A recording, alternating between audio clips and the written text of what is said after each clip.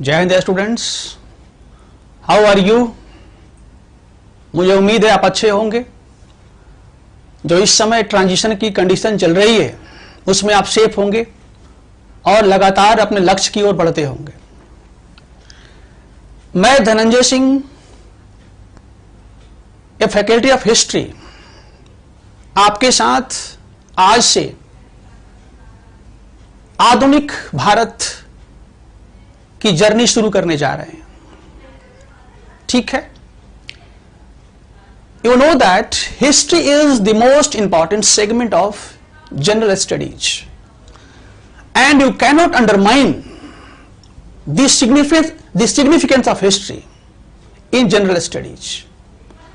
So you are supposed to make serious preparation of this segment, and today I would like to start this segment in a very simple way. ठीक है, सबसे पहले मुझे लगता है कि we should discuss about the contours of history syllabus. इतिहास का जो सिलेबस है उसके बारे में हमें थोड़ा सा परिचर्चा करना चाहिए ताकि हम समझ सकें कि हमें क्या पढ़ना है, यूपीएससी हमें किस तरह से अपेक्षा करती है और हमें कैसे अपने आप को उन अपेक्षाओं पर खरा उतरना है। तो let us begin this syllabus of history recommended by UPSC first of all. इसके बाद हम चर्चा करेंगे द नेचर ऑफ क्वेश्चन, यानी यूपीएससी परीक्षा में जो क्वेश्चंस आ रहे हैं, जो प्रश्न पूछे जाते हैं, उनका स्वरूप क्या है, उनका नेचर क्या है, उनका कैरेक्टर क्या है और कैसे हमें उन सवालों को सिंपल वे में हल करना है। और इसके बाद हम चर्चा करेंगे द मेथड ऑफ स्टडी, हमें कैसे पढ़ना है, हाउ टू अप्रोच हिस्ट्री। और लास्ट में हम चर्चा करेंगे कि हमें किन किन किताबों को पढ़ना है। Okay, let us begin first the syllabus of history.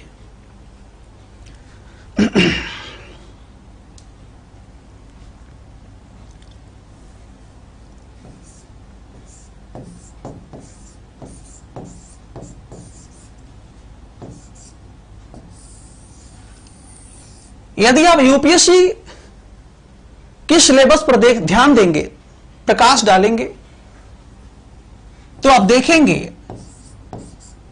कि syllabus of history in UPSC consist of two parts. Number 1 prelims and number 2 mains. दूसरा है मुख्य परीक्षा, मेंस एग्जामिनेशन। ठीक है, यहां पर एक मिसअंडरस्टैंडिंग है। बच्चे लोग कहते हैं सर एक बार प्री के लिए पढ़ना है, एक बार मेंस के लिए पढ़ना है, लेकिन यह एक वाइज मेजर नहीं है। It's not a wise strategy. वास्तव में हमें इतिहास का अध्ययन प्री एंड मेंस में बांटकर नहीं करना है। We have to make preparation of history all together, whether it is pre and whether it is mains. So you are not supposed to classify history into pre and mains examination. Both are complementary to each other. ठीक है, जहां तक pre की बात है तो pre में आप देखेंगे you have to study about ancient history, प्राचीन भारत। Second segment medieval India,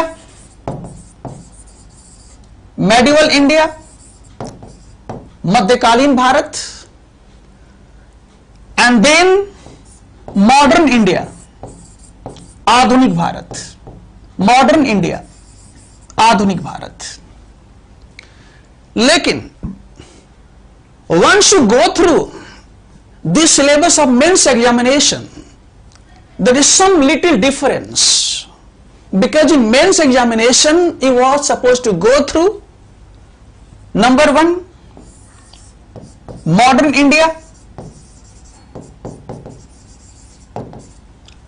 number 2 world history, विश्व इतिहास, and third is art and culture. Art and culture, कला एवं संस्कृति। तो दोनों सिलेबस में थोड़ा सा एक अंतर है कि वर्ल्ड हिस्ट्री का अध्ययन केवल और केवल आपको मेंस एग्जामिनेशन में करना है, प्री में इसका कोई इंपॉर्टेंस नहीं है। इसलिए हमारा स्ट्रेटजी होना चाहिए कि हम जब प्री की तैयारी कर रहे हैं, at the same time we have to make preparation of mains also, ताकि उस समय प्री के बाद जो समय बचता है तो you can use maximum time okay on the other subject, I mean your optional paper. ठीक है, today I begin first of all modern India because this segment is extremely interested, and you can also see that a major part of questions in history comes from this area. आधुनिक भारत से आप देखेंगे कि pre में अधिकतम सवाल भी पूछे जाते हैं, अधिकतम क्वेश्चंस भी पूछे जाते हैं, और इसलिए first of all we should begin modern India and then after ancient and medieval. Okay?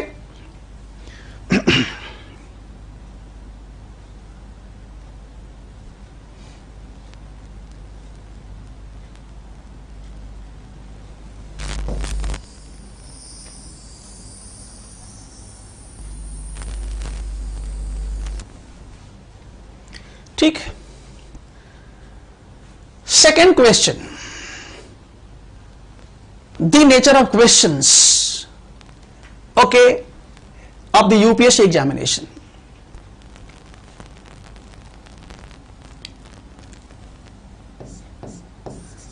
Nature of questions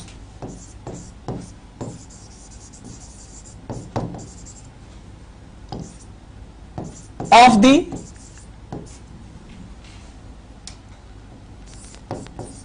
UPSC examination.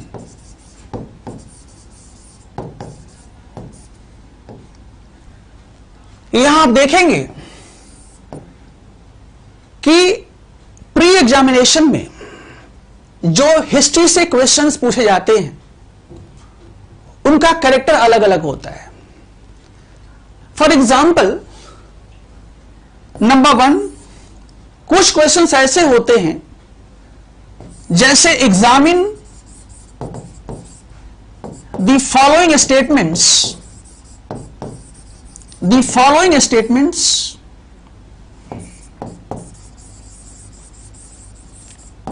regarding Tipu Sultan. एक क्वेश्चन ऐसे रहेगा, टीपू सुल्तान के संदर्भ में दिए गए कथनों का परीक्षण कीजिए।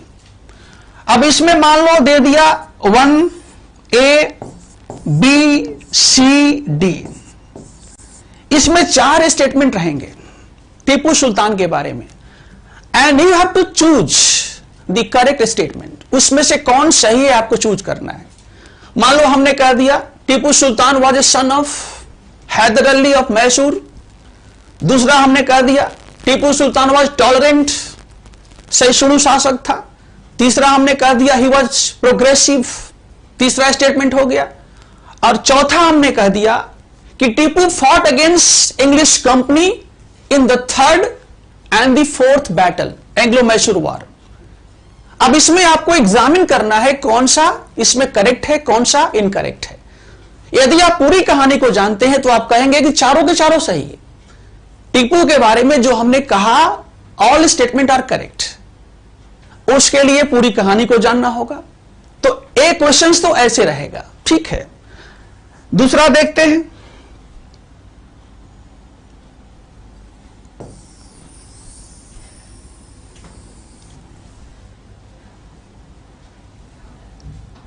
which of the following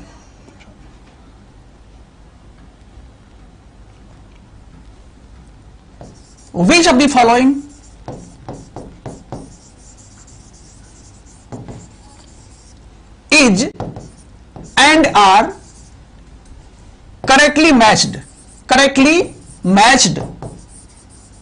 कुछ क्वेश्चंस ऐसे रहेंगे, नीचे दिया रहेगा A B C and D. अब इसमें आपको एग्जामिन करना है कौन सा इसमें जो ऑप्शन है वह गलत है ना, चूज करना है, राइट। तो कुछ सवाल ऐसे रहेंगे, ठीक है। कुछ सवाल आप देखेंगे कि डायरेक्ट रहेंगे, जैसे कह दिया कि what was the meaning of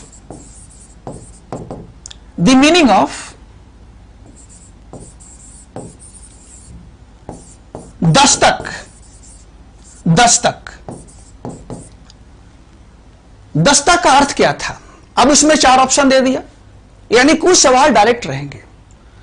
इसलिए ध्यान रखना है, in UPSC most of the questions are ideological in nature, they are conceptual, अवधारणा पर आधारित रहते हैं। जैसे आप देखेंगे स्टेट एग्जामिनेशन में होता क्या है कि जो क्वेश्चंस होते हैं they are mostly factual questions, but in UPSC the nature is something different. In UPSC you are suppose to have the knowledge of both facts and the concept, तभी जाकर के आप you can solve the questions of UPSC, तभी उनका सवालों का उत्तर आप दे पाएंगे, ठीक है। और इसलिए मेरा प्रयास होगा in this session to make you a strong and sound at the both level, number 1 facts, number 2 concept, ठीक है। क्योंकि मेरा ध्यान है to make you a strong at the level of what your preparation, ठीक है।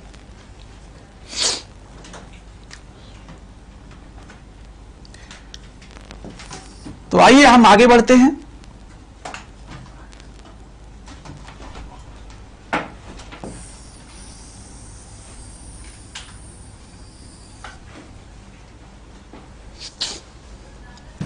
ठीक है, तीसरी बात कि हिस्ट्री के लिए आपको किन किन बुक्स को पढ़ना है, means the books you have to go through in this segment of general studies. I should recommend you to go through NCERT. To go through NCERT, for example, for ancient India,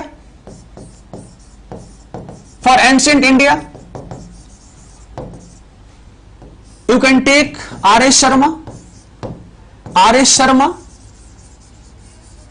Sharma ले सकते हैं। Class 11th की book है, बहुत सुंदर है, old NCERT है, ये सब ओल्ड एनसीईआरटी है, ठीक है।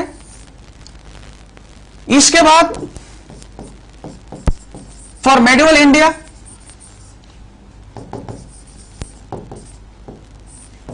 You can go through The book of Satish Chandra, जो सतीश चंद्रा की बुक है, क्लास 11th, ये भी क्लास 11th की है, क्लास 11th की ये भी है। और इसके बाद modern India you can consult with a book written by Bipin Chandra, class 11th, ये बुक भी क्लास 11th की है। And all the 3 books are old NCERT, ये तीनों जो है ओल्ड एनसीईआरटी है, जो इस समय नहीं चल रही है, लेकिन यू कैन गेट दिस, इनको आप ले सकते हैं, ठीक है। तो इन तीनों बुक्स को आपको पढ़ना है, and I think that all these 3 books are more than sufficient for UPSC examination, ठीक है। इसलिए इसके अलावा you are not suppose to go through any other books, ठीक है। Now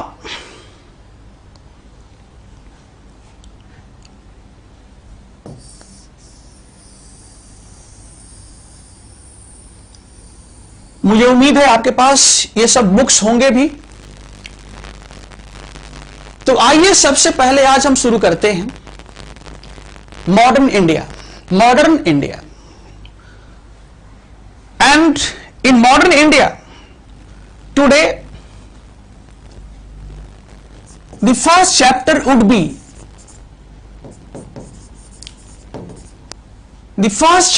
B the coming of European companies, the coming of European companies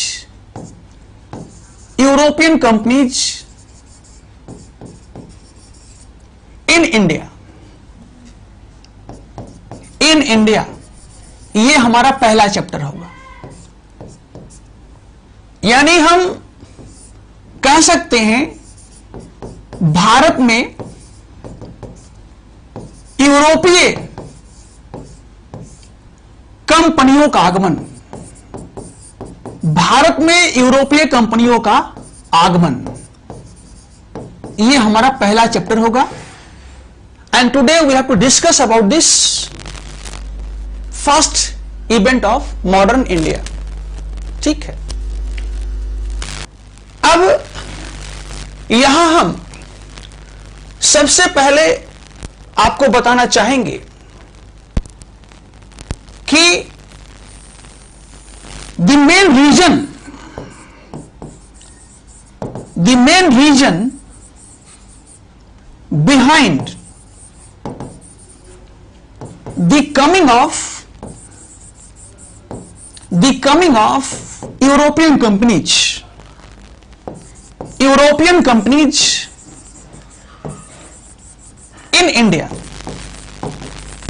in India, यानी भारत में यूरोपीय कंपनियों के आगमन के पीछे बैकग्राउंड क्या है? The basic background, the main developments which took place in Europe, which led to create a conducive situation in which many companies of Europe started coming towards India.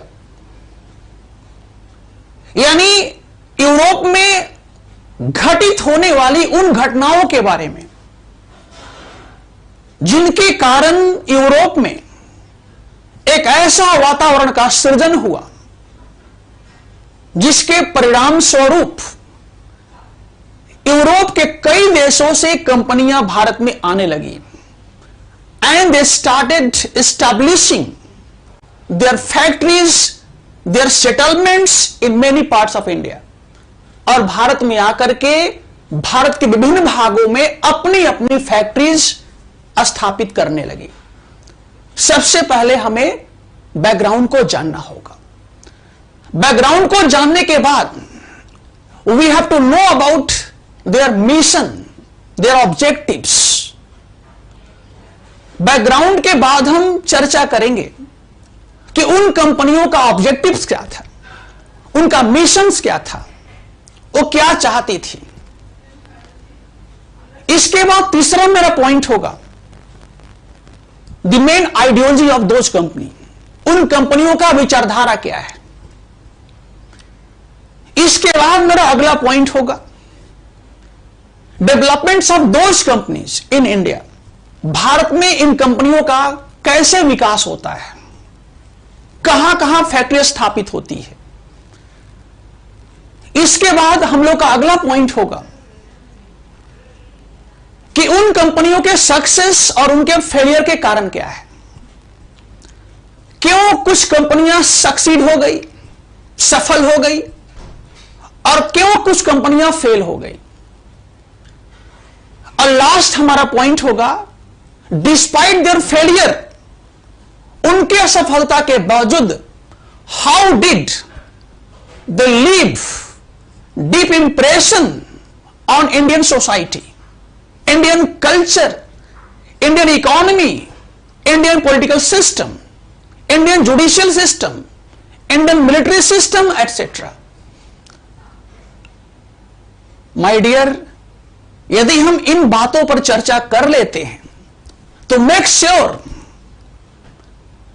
थोड़ा भी रूम नहीं होगा, गैप नहीं होगा कि आप यूपीएससी में पूछे जाने सवालों को हल नहीं कर सकते, क्योंकि my mission would be to present myself the full story of all those events.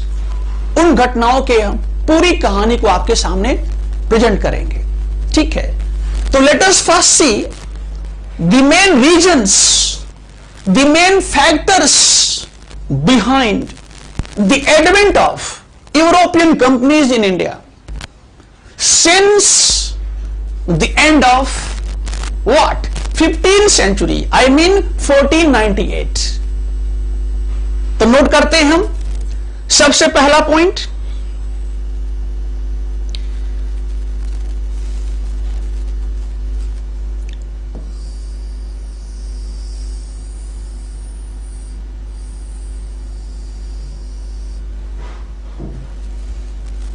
देखिए इसमें सबसे पहला पॉइंट होगा, पहला पॉइंट होगा क्या? The Renaissance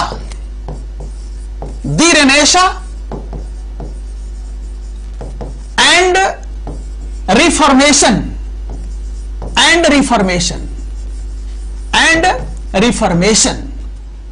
during 14 to 16th century, 16th century। यह पहला फैक्टर है, ध्यान दीजिएगा। रेनेसा का मतलब होता है पुनर्जागरण। क्या होता है? पुनर्जागरण। और रिफॉर्मेशन का अर्थ होता है धर्म सुधार। इसका अर्थ होता है धर्म सुधार आंदोलन, धर्म सुधार आंदोलन।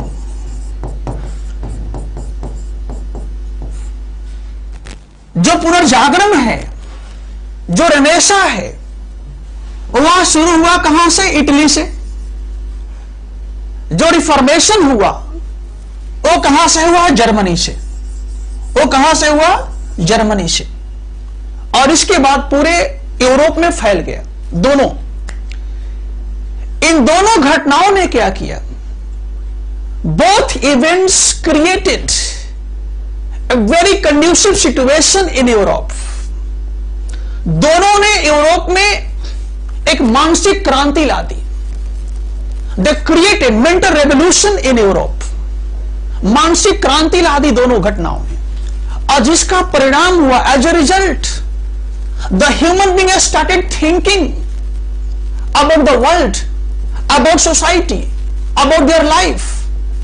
जिसका परिणाम हुआ कि मानव समाज सोचने लगा अपने बारे में, समाज के बारे में, विश्व के बारे में, धरती के बारे में, आकाश के बारे में।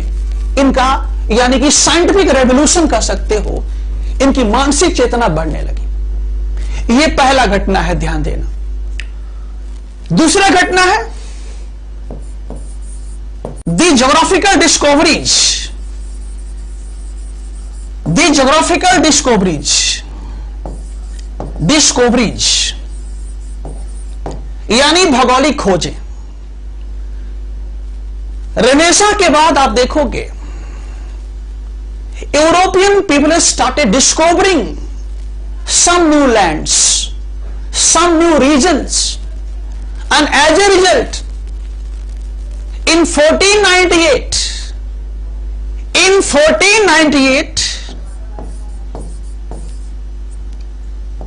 and 1492 and 1498 Columbus got America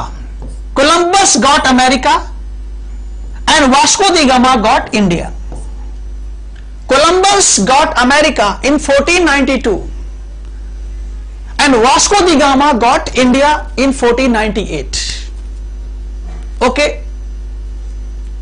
अब आप बताओ, जब दो नए लैंड्स की खोज हो गई, it became natural for European people to go there and exploit the economic resources of those region. उनके लिए प्राकृतिक था, नेचुरल था to go there and explore the scope of economic development in those regions. ठीक है, ये दूसरा घटना है। और तीसरा घटना क्या है? तीसरा जो घटना है वह है the rise of mercantilism. The rise of mercantilism, the rise of mercantilism. इसका अर्थ होता है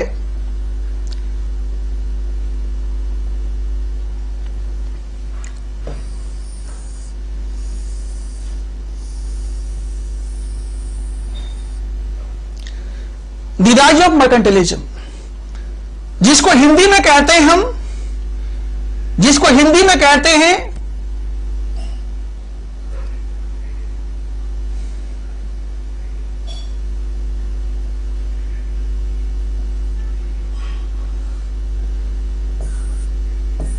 वाणिज्यवाद, जिसको हिंदी में कहते हैं वाणिज्यवाद।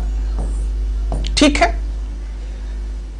यानी वाणिज्यवाद लगभग 17वीं सेंचुरी में यूरोप में आया।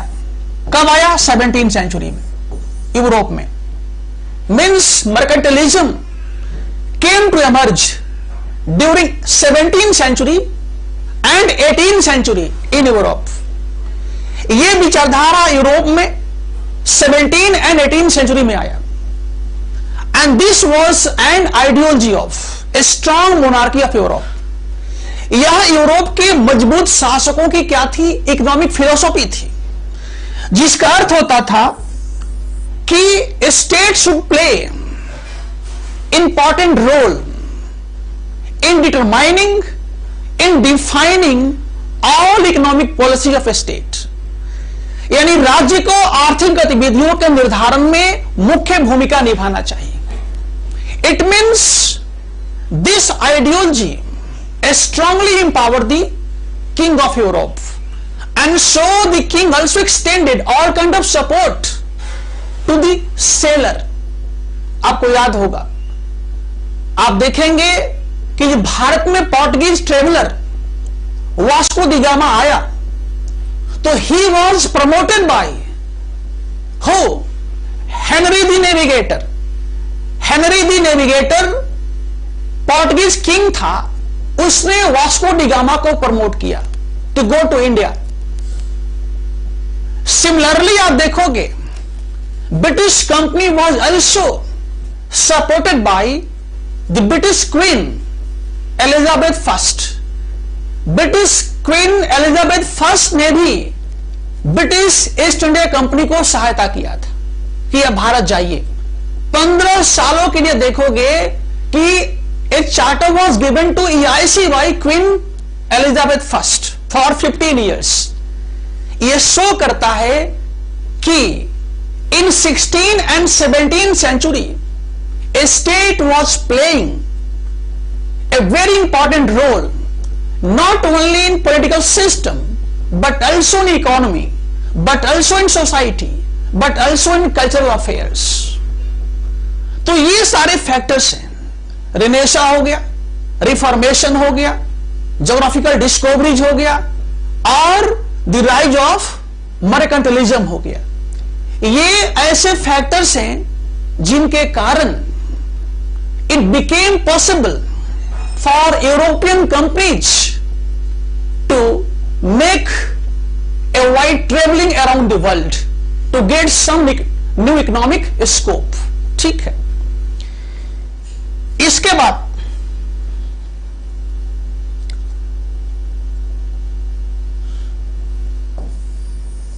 जो अंतिम फैक्टर्स है वह है 3G। वह है 3G। 3G it means God, gold and glory. God, gold and glory, ये तीनों कारण थे। गोल्ड का मतलब हुआ हिंदुस्तान से धन प्राप्त करना। गोल्ड, गॉड का मतलब हुआ to propagate Christianity in Hindustan, Africa, other parts of the world. जहां जहां कंपनियां जाएंगी वहां वहां ईसाई धर्म का प्रचार होगा। और ग्लोरी का मतलब, ग्लोरी का मतलब कि पूरे क्रिश्चियन वर्ल्ड में become famous in the whole Christian world as a propagator of Christianity. ठीक है ना? जहां जहां इनका साम्राज्य होगा तो इनकी ग्लोरी होगी। आपको याद होगा, it is said about the British empire that the sun never set in British empire, यानी ब्रिटिश साम्राज्य में सूर्य अभी अस्त नहीं होता है। What is this? Glory. India का पूरा resources, what is this? Gold. और इंडिया में ईसाई धर्म का प्रचार, what is this? Gold, God. So in brief we can say that renaissance, reformation, number 1, number 2 geographical discoveries, number 3 the rise of mercantilism, and number 4 3G, God, gold and glory. These are the main factors which motivated the European people to come towards India, right? ये point clear हो गया?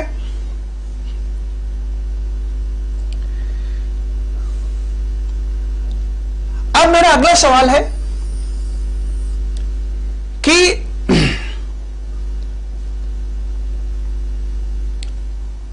भारत में जो European कंपनियां आई उनका सही order क्या है? उनका सही ऑर्डर क्या है? आप देखेंगे कि भारत में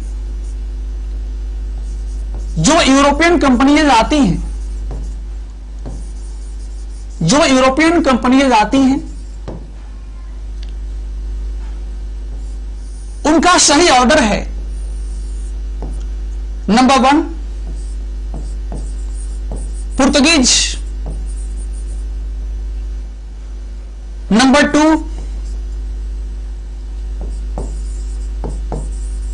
डच, ठीक है, number 3 British, number 4 Danish and number 5 French company. ये क्या है? Right order, right order of the coming of European companies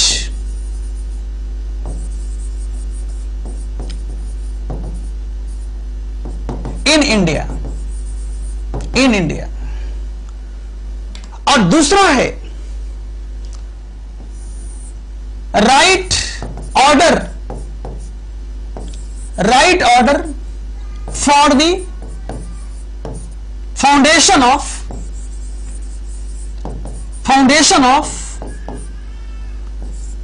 European companies,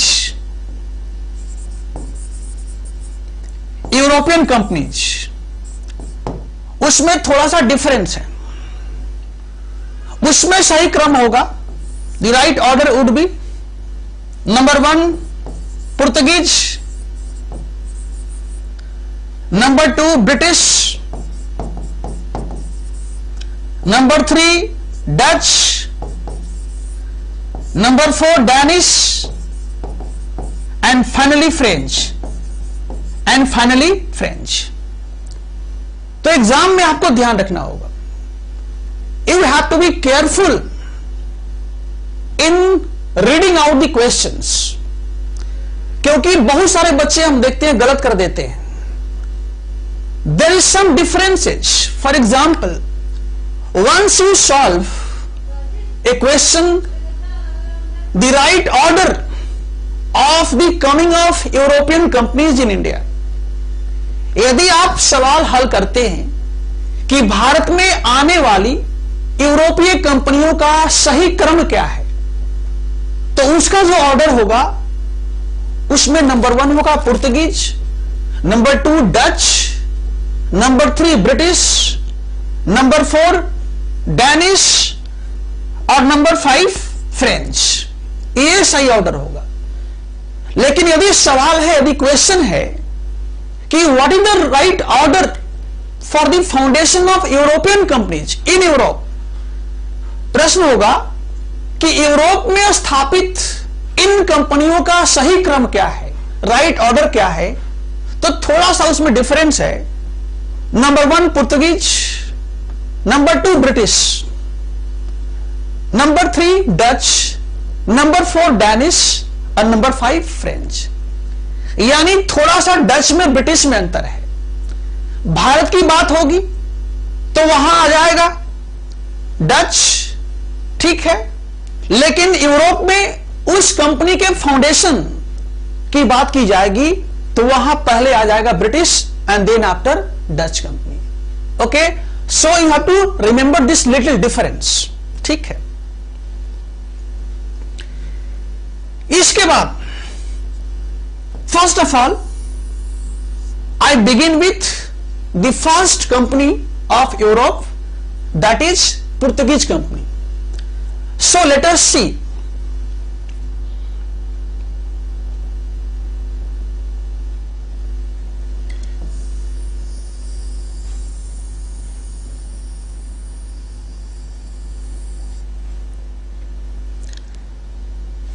first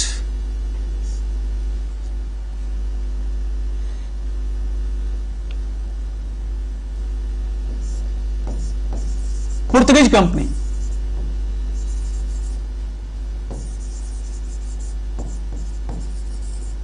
ठीक है, first point you have to see, number 1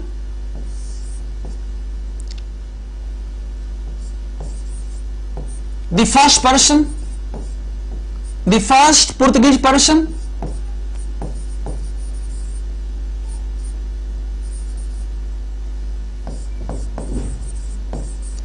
number 1, place number 2, right, and the time, and then the main route, okay. The first person and the man was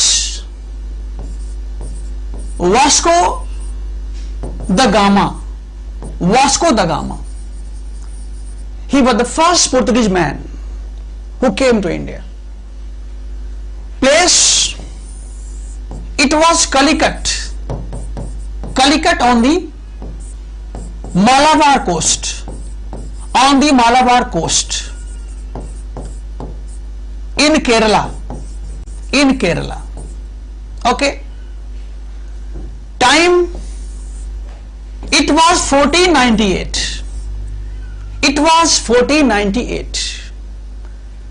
and the main route was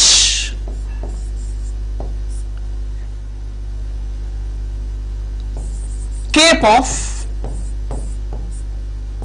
Good Hope, right. ये basic factual information है, ठीक है, और यहां से you can get some questions in UPSC. So once again let us see this. Vasco da Gama, he was the first man who came to India in 1498. What? In 1498. In 1498, at a place Calicut that was situated on the Malabar coast in Kerala. And here there was a Hindu king who was better known as Jamorin. Who was better known as Jamorin. Jamorin, a Hindu king of Calicut. Okay, and this Jamorin accepted the journey of Vasco da Gama. It means he was well received by the Hindu king Jamorin at Calicut in 1498. Okay, right. अगला point, Vasco da Gama came to India by a new sea route. एक नवीन समुद्री मार्ग से भारत का यात्रा किया. And this is known as the Cape of Good Hope. What is the Cape of Good Hope? ये क्या है? जिसे हिंदी में उत्माशा अंतरित कहते हैं. What is this? And why did Vasco da Gama take this new route? Vasco da Gama ने भारत आने के लिए इस न्यू रूट का प्रयोग क्यों किया? Let us see my dear.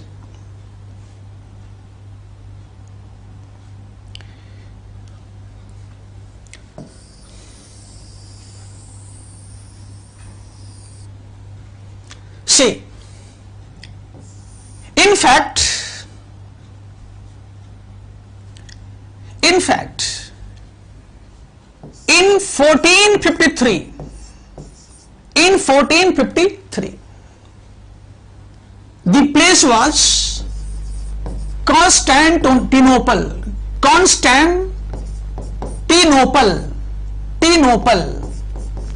जिसे हिंदी में कहते हैं कुस्तुनतुनिया.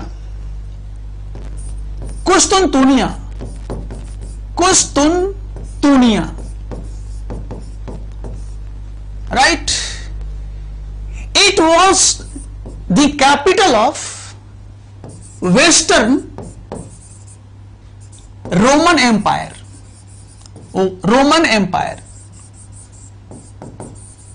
या पश्चिमी रोमन एम्पायर का राजधानी था.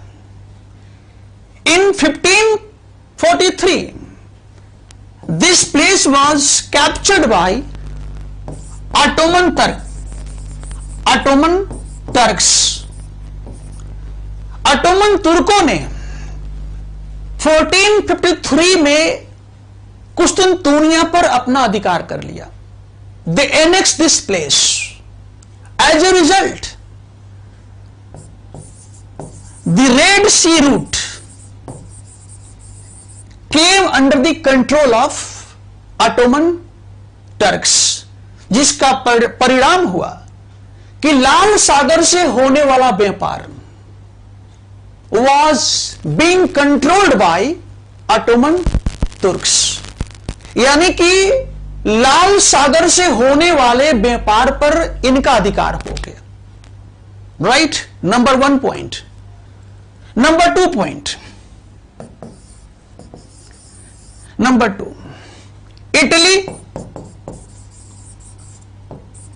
इटली जो है, आप देखेंगे कि वह भूमध्य सागर के बीचों बीच बसा हुआ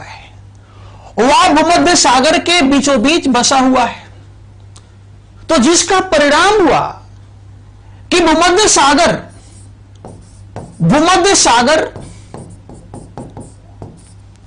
के ओर से होने वाला व्यापार पर किसका अधिकार था? इटली का. And that's why the Western European nations like Spain, Portugal, England, they were not getting a proper route to make trade with India and the Eastern world without any intervention by Ottoman Turks and Italy. और इसलिए जो पश्चिमी यूरोपीय देश हैं, जैसे पुर्तगाल हुआ, Spain हुआ, इंग्लैंड हुआ, हॉलैंड हुआ, फ्रेंच हुआ, इनका जो है इन दोनों मार्गों से होने वाले व्यापार से लाभ नहीं हो रहा था. And they were keenly interested to explore some new sea routes, और इसलिए ये देश चाहते थे just to get some new routes to make trade without any intervention by Ottoman Turks and the Italian traders. And as a result, in 1487 जिसका परिणाम हुआ in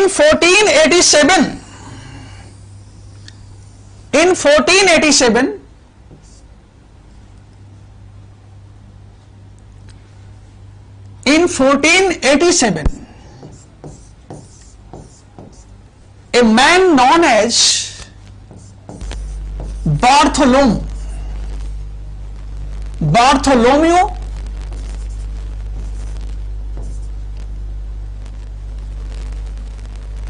Diaz discovered Cape of Good Hope.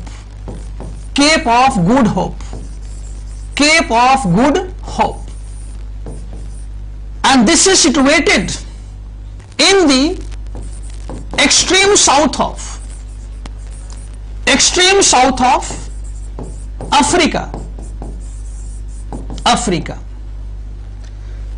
यह Africa के सबसे दक्षिणी भाग में बसा हुआ है। यह अफ्रीका के दक्षिणी भाग में सिचुएटेड है, स्थित है, केप ऑफ गुड होप, ठीक है। और इसी रूट का प्रयोग करते हुए आप देखेंगे कि वास्को द गामा सीधे वहां से आता है, कहां पर? कलिकट में आता है, ठीक है ना। यानी अफ्रीका का चक्कर लगाते हुए वह सीधे पहुंचता है कहां पर? Calicut, that was situated on the Malabar coast of Kerala in India, ठीक है। तो यहां पॉइंट्स क्या है? केप ऑफ गुड होप का खोज किसके द्वारा हुआ? बार्थोलोम्यू डियाज के द्वारा। कब? 1487 में। और इसी रूट का प्रयोग that was taken by Vasco da gamma two reach India. Bharat आने के लिए वास्को द गामा ने इसी रूट का प्रयोग किया। यहां तक पॉइंट्स क्लियर है? Okay, now the next point,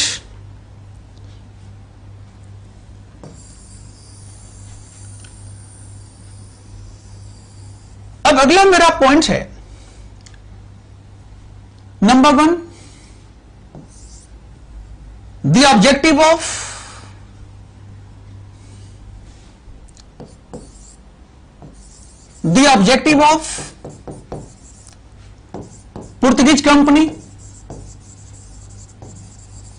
Portuguese company, okay. Number 2, the main ideology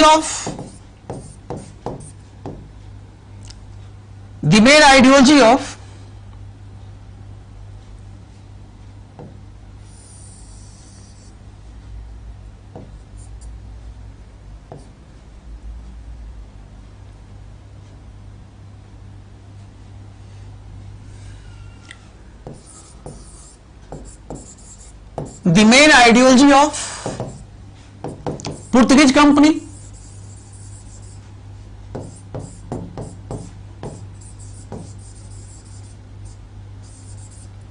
ठीक है। And number 3, the main governors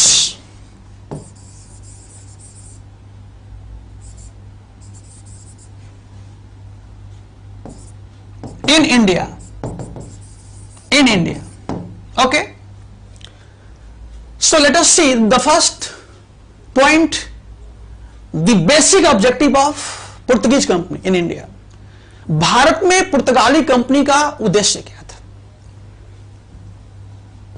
Its objective was simple and very clear, and that was to get a spices from India, from India,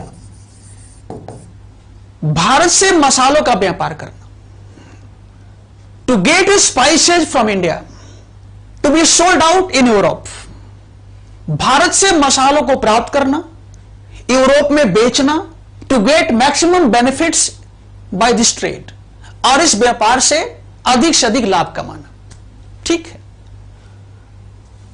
the next point, their main objectives, their main ideology in India. Its main ideology was, this is known as mercantilism. This is known as mercantilism, जिसे हम कहते हैं वाणिज्यवाद, जिसे हम कहते हैं वाणिज्यवाद, mercantilism. I said you earlier that this ideology first came to emerge in 17th and 18th century, 18th century in Europe, right?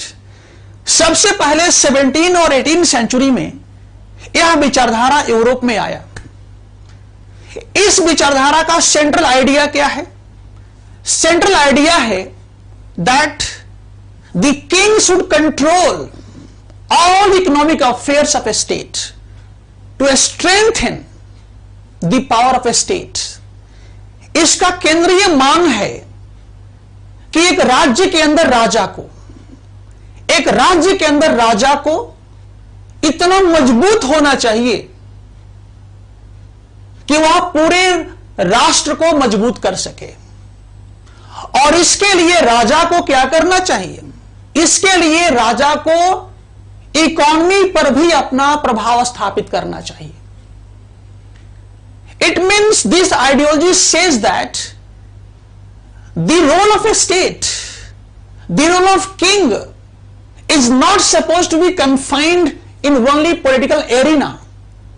Eight the same time the king should also influence all economic and commercial activities in the state so that he could help to make a state strong, ताकि वह राज्य को मजबूत कर सके।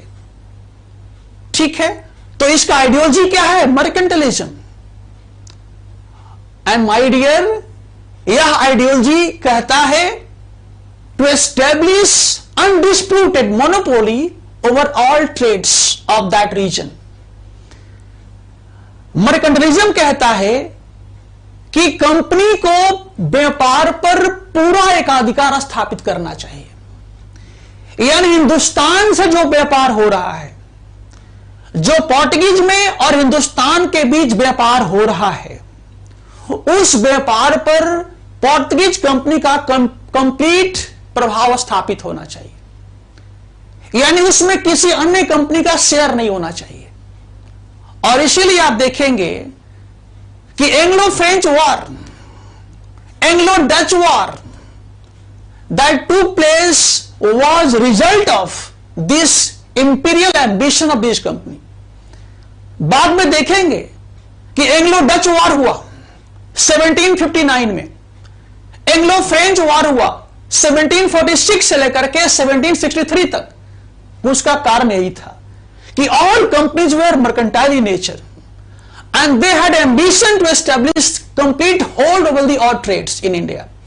और सबका यही उद्देश्य था कि व्यापार पर हमारा कंट्रोल हो जाए, result was rivalry and finally that converted itself into war।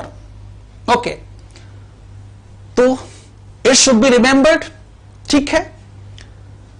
And third point is the main governors in India. I mean the main Portuguese governors in India. So let us see one by one.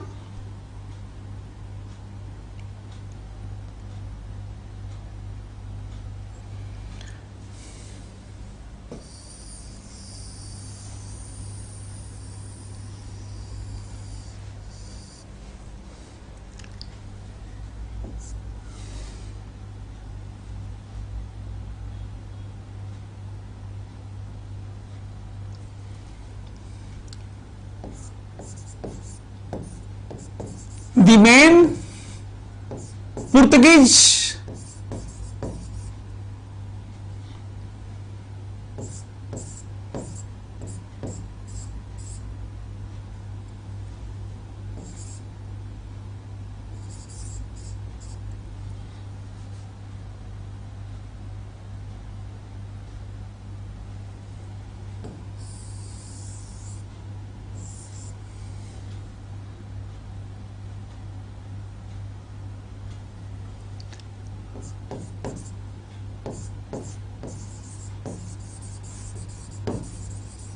Governors in India. Governors in India. Let us see first. Francisco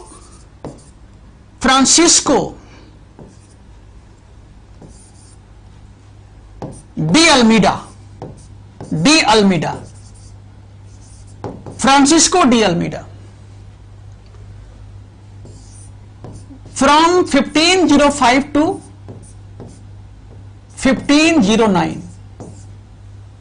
See, Almeida was the first Portuguese governor in India. He was the first person to get appointment as a governor of Portuguese settlement in India. Bharat में Almeida पहला पुर्तगाली governor था. And his tenure was from 1505 to 1509. इसका कार्यकाल जो है 1505 से 1509 तक है. Number 2 point. Almeida became famous for his blue water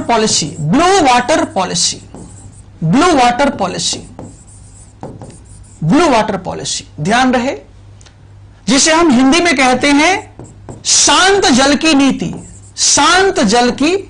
नीति. यह एग्जाम में हमेशा कई बार पूछा गया है. यह सवाल कई बार पूछा गया है कि by which Portuguese governor blue water policy was started. किस पुर्तगीज गवर्नर के द्वारा ब्लू वाटर पॉलिसी की शुरुआत की गई. The man was Francisco de Almeida, who remained governor of Portuguese settlement from 1505 to 1509, and he was given credit to begin policy, a new imperial policy that is known as blue water policy. Now a question is, what is blue water policy? ये blue water policy क्या है, शांत जल की नीति क्या है? ध्यान रखिए, इसका उद्देश्य था इंडियन ओशन के अंदर होने वाले व्यापार पर पुर्तगीज कंपनी का कंट्रोल स्थापित करना. To establish complete monopoly of Portuguese company on all trade through Indian ocean. यानी भारतीय महासागर से होने वाले समस्त व्यापार पर पुर्तगाली कंपनी के एक अधिकार को स्थापित करना. और इसके लिए क्या किया गया, इसके लिए आप देखेंगे कि दे स्टार्टेड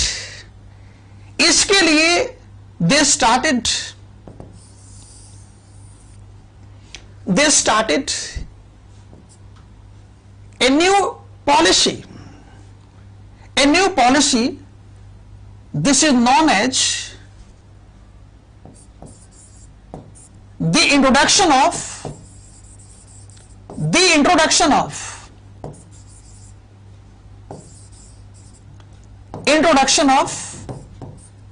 Carthage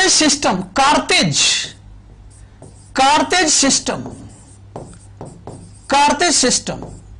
ठीक है, कार्तेज पद्धति कहते हैं हिंदी में. अब ये कार्तेज पद्धति क्या होता है समझिए, कई बार यूपीएससी एग्जाम में आया है. What is cartaz system? ध्यान दीजिए, इसका अर्थ है कि कोई भी गैर पुर्तगीज शिप बिना कार्तेज के हिंद महासागर में प्रवेश करती है जहां पर इस कंपनी का प्रभाव है, तो उसके जहाज को या तो जब्त कर लिया जाएगा या तो समुद्र में डुबा दिया जाएगा. It means it was a permit issued bye Portuguese company to all those non-Portuguese ships to trade in the area of Portuguese influence. And without this permit, without this cartage, it was possible that either the ship was to be drowned or it was to be seized. My dear, even Mughal Emperor Akbar was required to get this cartage from Portuguese company. It was a different thing that he was not supposed to pay for this. उस समय मुगल शासक अकबर को भी करतेज लेने की आवश्यकता पड़ती थी। ये अलग बात है कि मुगल शासक को इसके लिए कोई शुल्क अदा नहीं करना पड़ता था, but he was also supposed to get this cartage from the European companies. Why? Because Portuguese company maintained complete monopoly of naval supremacy in the Indian Ocean. क्योंकि इनके पास स्ट्रॉन्ग नेवल पावर था, स्ट्रॉन्ग नेवल पावर था। ध्यान देना, उस समय पूरे एशिया में there was no one to challenge the dominance of naval power of Portuguese company, and that's why they succeeded to maintain undisputed monopoly over the trade through Indian ocean. और यही कारण है इंडियन ओशन से होने वाले व्यापार पर इनका एकाधिकार था, क्योंकि इनके पास नेवल पावर स्ट्रांग था। ठीक है, तो ध्यान रखिएगा, एग्जाम में जब भी क्वेश्चंस आएगा व्हाट इज कार्तेज सिस्टम, तो उसका उत्तर होगा, उसका आंसर होगा it was a permit given by what Portuguese company to non Portuguese ships by getting some payment, right. ठीक है,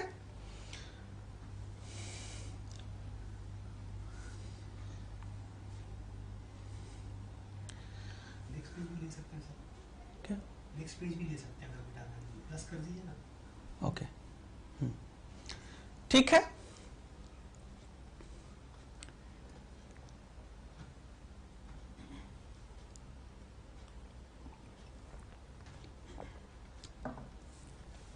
next point,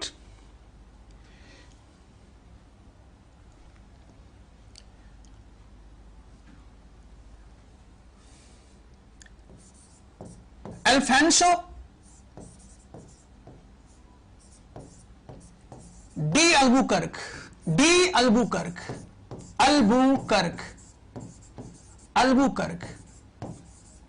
right? Tenure 1509 to 1515. Okay, ध्यान दे, after Almeida, Albuquerque became the second Portuguese governor in India. He was the second Portuguese governor in India.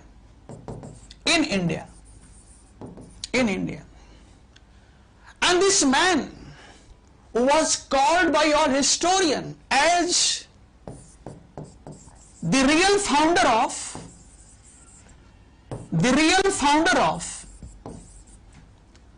Portuguese Empire.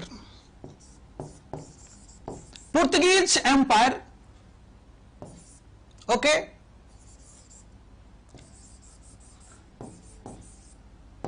in India. इसको कहा जाता है कि he was the real founder of Portuguese Empire in India. यानी भारत में पुर्तगाली साम्राज्य का वास्तविक संस्थापक माना जाता है किसको? अल्बुकर्क को। अब सवाल है why this man became the real founder of Portuguese Empire in India? Now let us see one by one. Number one, expansion of Portuguese Empire in India. For example, in 1510, this man captured Goa from the Sultan of Bijapur, the Sultan of Bijapur, and my dear, later on Goa came to replace Cochin as a capital of Portuguese Empire in India. बाद में गोवा आप देखेंगे कि कोचिन के जगह पर भारत में पुर्तगाली साम्राज्य का नया राजधानी बन गया. It became the chief centre of all Portuguese political, economic, social activities in India. ठीक है. Next point, Portuguese Governor Albuquerque also started a new policy that is known as cultural imperialism,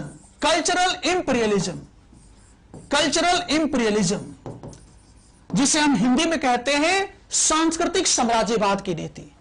इसे हिंदी में कहते हैं सांस्कृतिक साम्राज्यवाद की नीति.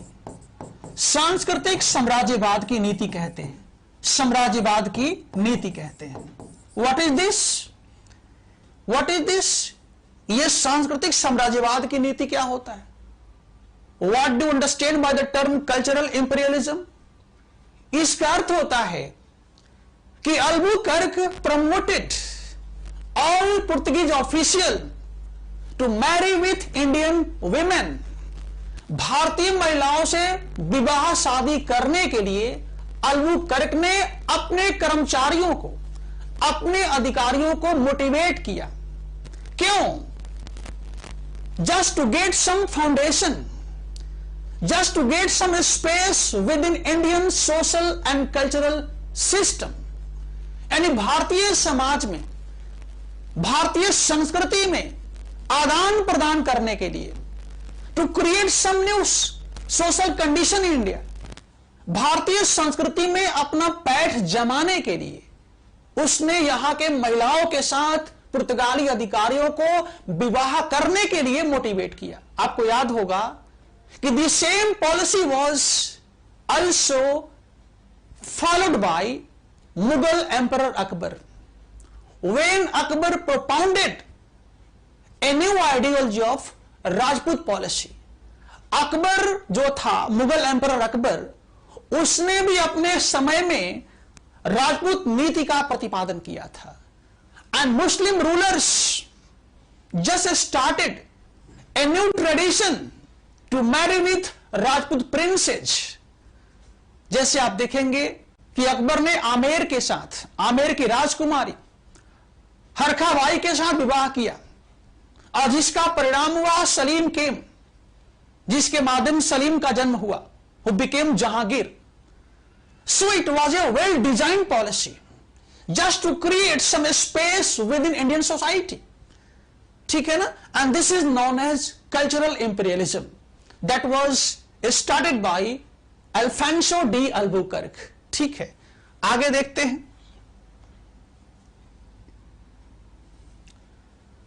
Number 3, it is also said that Albuquerque abolished the sati system in his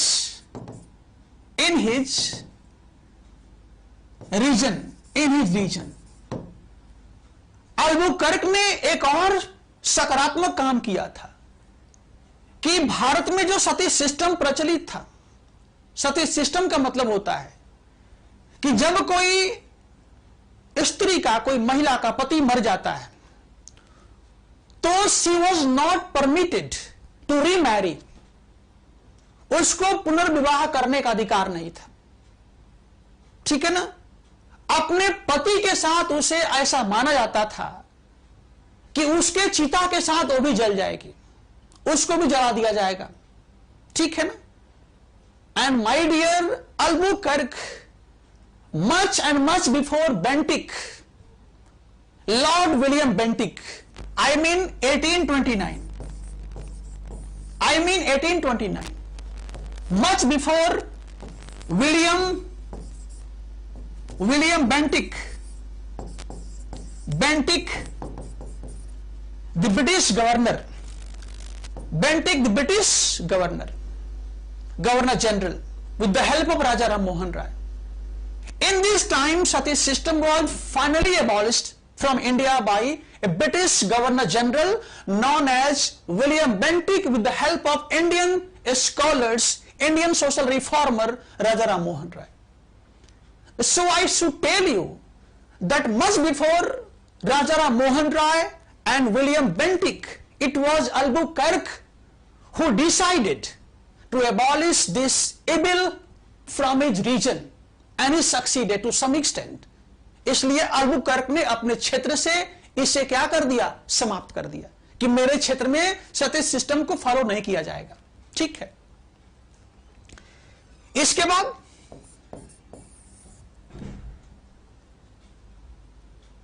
Albuquerque also maintained a very fine relation, a very cordial relation with Krishnadev Rai.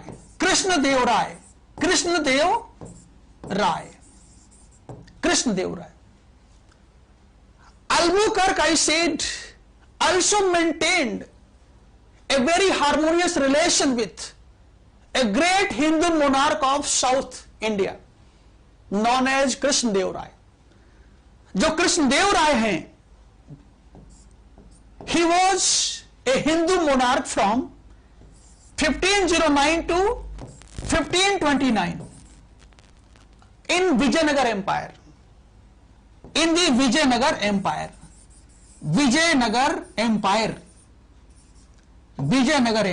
ध्यान दीजिए, साउथ में तुंगभद्रा नदी के किनारे एक बहुत ही मजबूत एम्पायर था, हिंदू एम्पायर था, that was known as Vijayanagara empire.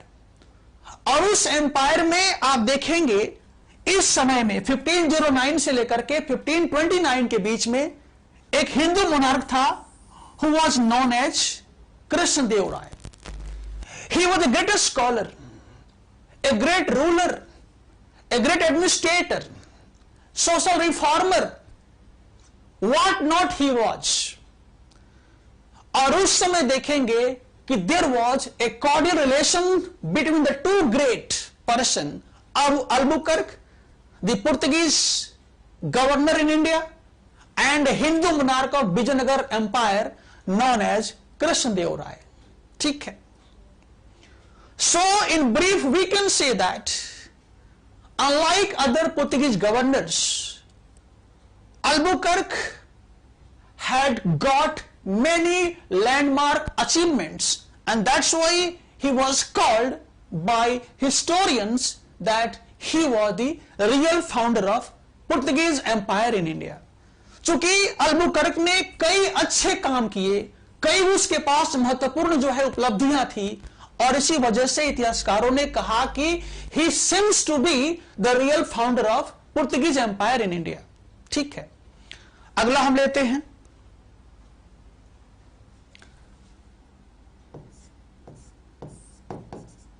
Nino da Cunha. ध्यान रहे, in this discussion I want to discuss only important facts and developments. Okay, he was a Portuguese governor from 1529 to 1538. Nino da Cunha, ध्यान दीजिएगा, यह Portuguese governor था जिसका tenure था 1529 से लेकर 1538 तक। My dear, in his tenure you have to remember only and only two development. इसके समय में दो ऐसे डेवलपमेंट हैं जिसको आपको याद रखना है, केवल दो। एग्जाम में देखेंगे, अभी तक आप देखिए क्वेश्चंस को, जब भी देखेंगे क्वेश्चंस आया है केवल दो ही आया है, तीसरा नहीं आया है। ध्यान दीजिएगा। एक बात और मैं कहना चाहूंगा कि we have to be very selective, we are supposed to be very selective in our approach, our reading, our selection, our understanding. हमें सेलेक्टिव रहना है, क्या पढ़ना है क्या नहीं पढ़ना है, इस बात को भी हमेशा हमेशा ध्यान में रखना है। ठीक है, इसके समय में आप देखेंगे number 1, Goa replaced Cochin as the new capital of Portuguese Empire। ठीक, it means 1530। and second point is that the Portuguese factories were also set up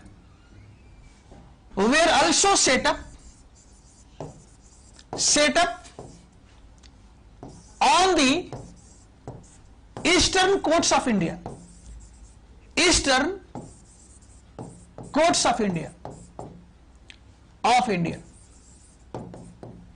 दो पॉलिटिकल डेवलपमेंट आपको पढ़ना है।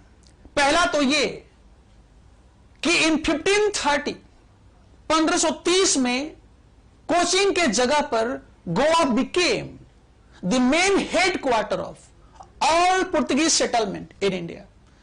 यानी कि गोवा के जगह पर कोचिन के जगह पर गोवा को पुर्तगाली कंपनी के समस्त गतिविधियों का केंद्र बना दिया गया। और दूसरा यह है कि अभी तक आप देखेंगे कि पुर्तगीज फैक्ट्री जो है एस्टैब्लिश किया गया, स्थापित हुआ कहां पर? Western coast of India.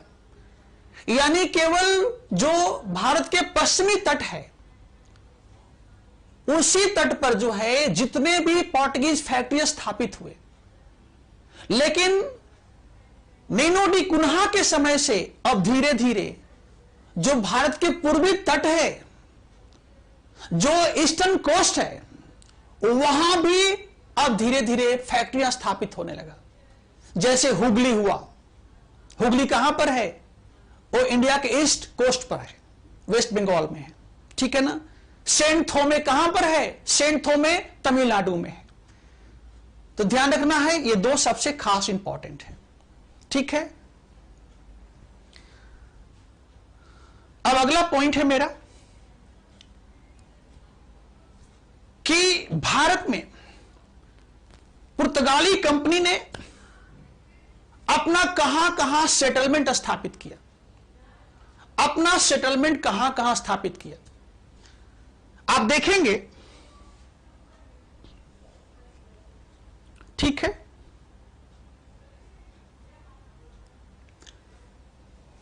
देख सकते हैं यहां पर पुर्तगाली कंपनी का सेटलमेंट कहां कहां पर है। जैसे आप देख सकते हैं,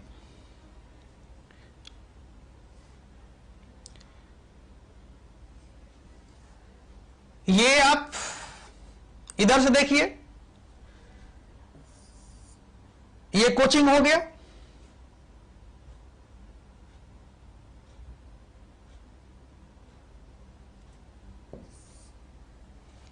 ये कोचिंग हो गया, ठीक है, सॉरी, ये कोचिंग हो गया, ये कालीकट हो गया, कोचिंग हो गया, कालीकट हो गया, गोवा हो गया, कोचिंग, कालीकट, गोवा, बॉम्बे हो गया, बेसिन हो गया, दमन हो गया, ठीक है, सूरत हो गया, दीव हो गया, ठीक है। All these settlements were established on the west coast of India. Bharat के पश्चिमी तट पर यह स्थापित हुई। जबकि पूर्वी तट पर देखेंगे आप कि पूर्वी तट पर Hooghly in Bengal, Hooghly in Bengal, then after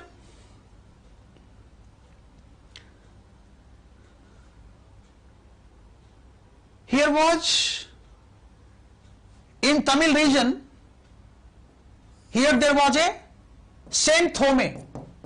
Saint Thome. In Tamil region there was a Saint Thome. In Tamil region there was a Saint Thome.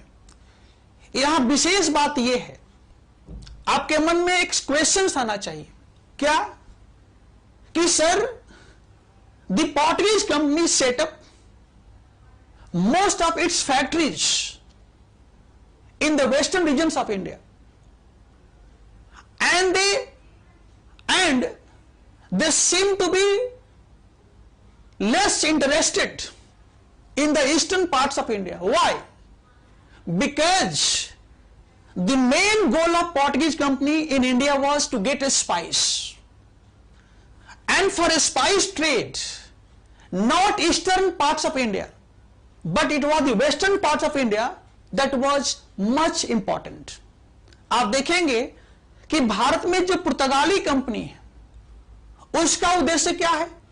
मसाला प्राप्त करना, to be sold out in Europe, और मसाला के लिए भारत में पूर्वी तट से अधिक बेनिफिशियल था पश्चिमी तट। और यही कारण है कि पुर्तगाली company just was extremely interested to establish all its center on the west coast of India rather than on the east coast of India. लेकिन बाद में देखेंगे आप, once Dutch came to India, once British company came to India, once Danish company came to India, once French company came to India, they started taking more interest on the eastern coast of India rather than on the western coast of India. Why? Because Dutch company, British company, Danish company, उनका उद्देश्य था कि भारत से कपड़ा भी प्राप्त करना, India से क्लोथ प्राप्त करना, कपड़ा। और इसीलिए देखेंगे कि कपड़ा के लिए मालाबार तट नहीं, कपड़ा के लिए मालाबार नहीं, कपड़ा के लिए देखेंगे कि Coromandel coast became important. For cloth industry, it was Coromandel coast that was extremely important, and that's why Dutch company remained confined on the eastern coast of India rather than the western coast of India. ठीक है?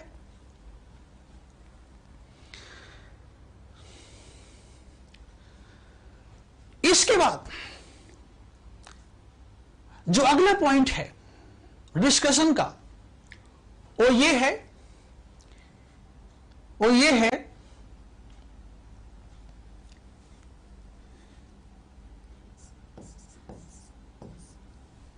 the main reason for the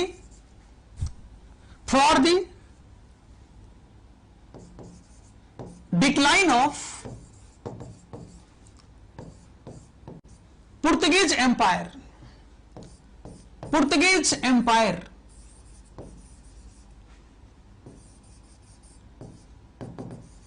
in India, यानी भारत में पुर्तगाली साम्राज्य के पतन के लिए, विघटन के लिए क्या क्या कारण थे, ध्यान रखिए। इसमें सबसे पहला है कि Portuguese company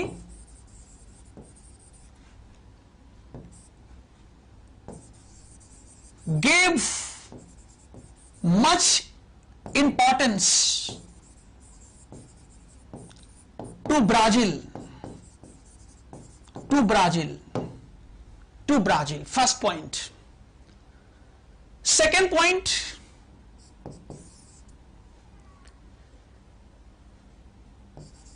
they became weak against Dutch and British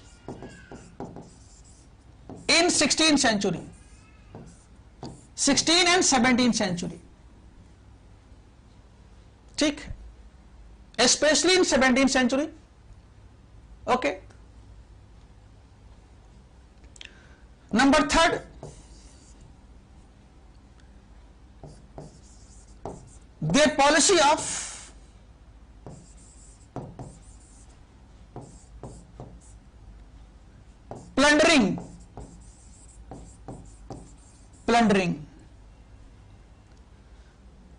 number fourth, Orthodox religious policy.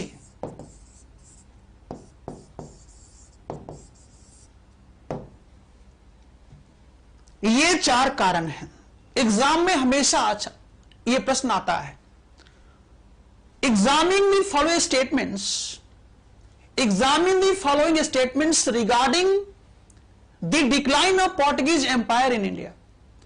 Bharat में पुर्तगाली साम्राज्य के विघटन के लिए उत्तरदायी कारकों का परीक्षण कीजिए। यह सब दे देगा and you are suppose to choose one of them, उनमें से एक चुनना होगा आपको।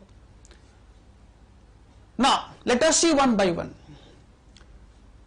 बाद में क्या हुआ कि once Brazil came to emerge, it was discovered, then Portuguese company gave much significance to Brazil in comparison to India। जब ब्राजील का खोज हुआ तो पुर्तगीज कंपनी ने ब्राजील में अधिक इंटरेस्ट लिया, अधिक अभिरुचि दिखाया, क्योंकि इंडिया में अब धीरे धीरे कंपटीशन बढ़ रहा था, रिवैलरी बढ़ रहा था। इसलिए पुर्तगीज कंपनी ने यह सोचा कि ब्राजील एक नया रीजन है, वहां कोई स्ट्रगल नहीं है, कोई रिवैलरी नहीं है, इसलिए हमें वहां पर अपने को कन्फाइन करना चाहिए, वहां के जो रिसोर्सेज है उसका दोहन करना चाहिए। One thing.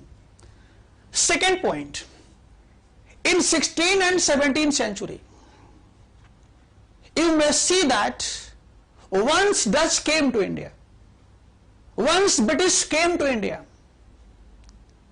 there started a struggle among them to get supremacy in Indian Ocean, in Indian trade।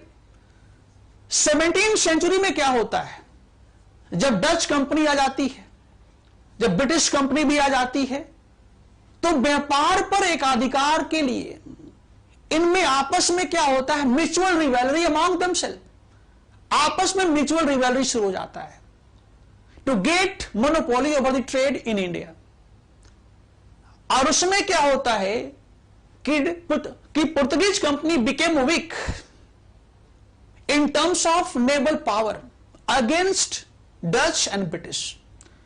यानी जो पुर्तगीज कंपनी है उसका नेवल पावर जो है वो डच और ब्रिटिश के सापेक्ष कमजोर पड़ता है, and so it was compelled by the both companies to seek other places.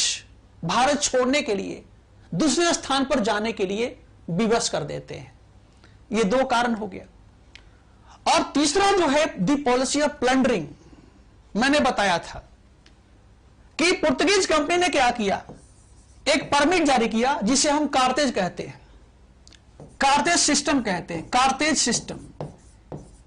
It was a permit, I said you earlier, it was a permit issued by the Portuguese company. Portuguese company cartaz नामक एक permit issue करती थी कुछ पैसा लेकर के, और जिसके पास यह परमिट नहीं होता था, जिसके पास कार्तेज नहीं होता था, उसके जहाज को या तो कैप्चर कर लिया जाता था या डुबो दिया जाता था। It means they also became infamous, they also lost the support of Indian people because of their plundering policy। लूट मार के नीति के कारण भी भारतीय समाज में उनके प्रति किसी के मन में सहानुभूति नहीं थी। ठीक है, यह भी उनका पराजय कारण था। और लास्ट है कि they were not tolerant, they were not progressive, okay, at the terms, in the terms of their religious policy. उनका जो धार्मिक नीति है that was also not dynamic, it was not progressive, and that's why Indian people did not support the Portuguese company in India. Okay, and finally this company came to be replaced by Dutch and British. ठीक है, but despite the failure, despite the decline of Portuguese empire in India, Portuguese also left some significant impact on Indian society, on Indian economy, on Indian culture, etc. So let us see those landmark impact on India by Portuguese company. यानी Portuguese company का भारत में पतन हो गया, लेकिन पतन के बावजूद इस कंपनी ने, आप देखेंगे कि भारतीय समाज पर, भारतीय संस्कृति पर, भारतीय अर्थव्यवस्था पर इसने अपना गहरा प्रभाव छोड़ा. एंड माय डियर, इसके प्रभाव से भी you may gate many questions in UPSC and state level examination. UPSC में चाहे राज्य स्तरीय जो परीक्षा होती है, इसके प्रभाव से भी आप कई सवाल प्राप्त कर सकते हैं, क्योंकि मेंस में भी, ध्यान देना, केवल पीटी में नहीं, even in mains examination you can find some questions okay regarding the impact of Portuguese company on Indian art and culture. ठीक है.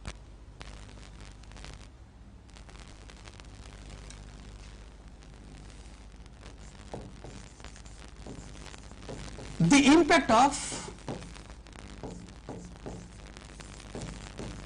Portuguese company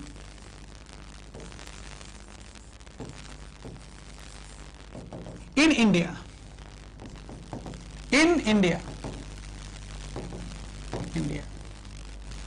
First,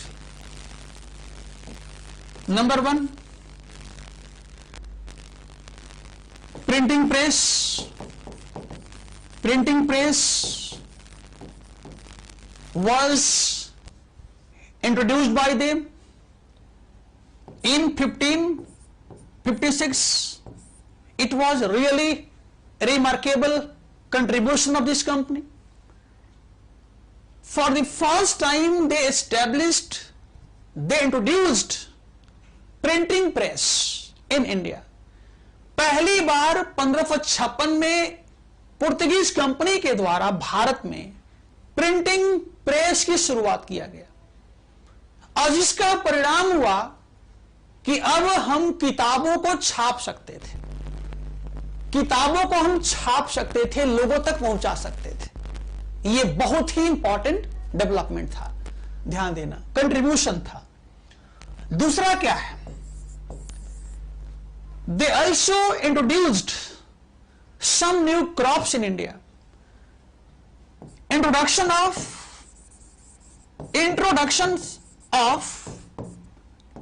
new crops in India. Bharat में कुछ नवीन फसलों की शुरुआत हुई. इनके द्वारा they also brought about some new crops in India that was not in Indian fashion, जो पहले भारत में प्रचलित नहीं थे. फॉर एग्जाम्पल टोबैको, तंबाकू सबसे पहले इनके द्वारा भारत में लाया गया, ध्यान देना.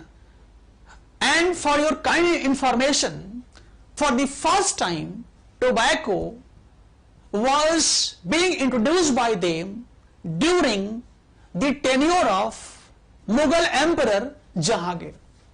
जहांगीर के समय में सबसे पहले हिंदुस्तान में पुर्तगाली कंपनी ने तंबाकू की शुरुआत किया. ध्यान रखना, यह कई बार सवाल आया है कि who was the king of India, I mean Mughal emperor of India, when tobacco was introduced by Portuguese company in India. ध्यान रखना. इसके अलावा आप देखेंगे पोटैटो हो गया, टोमेटो हो गया, पाइनएप्पल हो गया, ठीक है ना, पाइनएप्पल हो गया. ये सारे क्रॉप्स जो है, ये सारे फ्रूट्स जो है, इनके द्वारा भारत में लाए गए. ठीक है, पोटैटो, टोमेटो, पाइनएप्पल, है ना, ऑरेंज एटसेट्रा, याद रखना. ठीक है. तीसरी बात, तीसरा कंट्रीब्यूशन इनका, तीसरा कंट्रीब्यूशन है दे introduced some new methods of architecture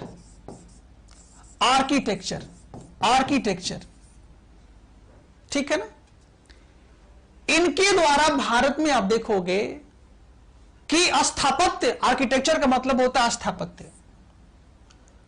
स्थापत्य के कुछ नवीन शैलियां भारत में लाया गया, स्थापत्य के कुछ नवीन शैली भारत में लाए गए। और देखेंगे आप कि बाद में भारत में, बॉम्बे में, कलकत्ता में, इलाहाबाद में कई ऐसे बिल्डिंग्स बनाए गए जिसके ऊपर इस तकनीकी का, इस स्थापत्य का प्रभाव नजर आता है। जैसे बॉम्बे हाई कोर्ट हो गया, बॉम्बे यूनिवर्सिटी हो गया, है ना, मुंबई का रेलवे स्टेशन हो गया। उन सारे आर्किटेक्चर पर जो ब्रिटिश समय में बनाए गए, जो ब्रिटिश सरकार ने बनवाया, उस पर आपको मिलेगा इंप्रेशन जिस मेथड्स का इनके द्वारा भारत पे प्रयोग किया गया। ठीक है, तो आर्किटेक्चर में भी लैविशली कंट्रीब्यूटेड इन इंडिया। ठीक है, and fourth contribution was they also propagated Christianity in the coastal regions of India. Bharat के तटवर्ती क्षेत्रों में इनके द्वारा आप देखोगे ईसाई धर्म का प्रचार भी किया गया। ठीक है, so in brief we can say without a second thought that despite their failure, despite their limitation, they also left some marvelous contribution in India. उनके पतन के बावजूद पुर्तगाली कंपनी ने भारत में विशेष तौर पर देखेंगे कि कई क्षेत्रों में योगदान दिया। राइट, ठीक है।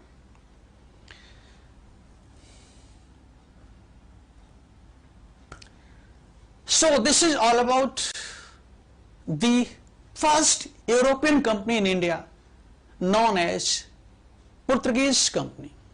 Okay. Now, the second company which came to India after the Portuguese company was the Dutch company.